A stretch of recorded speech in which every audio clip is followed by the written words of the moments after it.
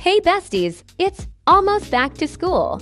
And you know what that means. You have to pack bags. And today we will realistically show you the basics. Now a tip on the type of bag is, go for a dark shade as it won't easily get dirty.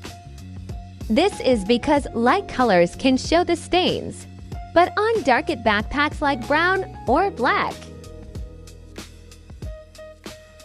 The only downside is it rarely shows dust on it.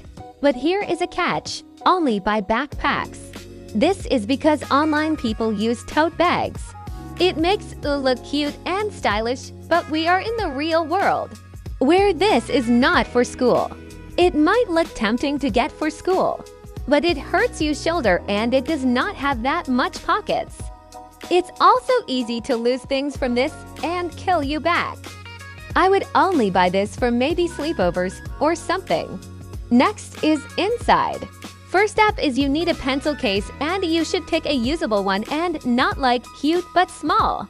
Pencil cases also get dirty, so pick a darker color.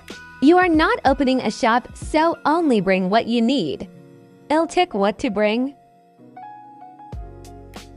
Now this is what is normal to bring, but you can pack any.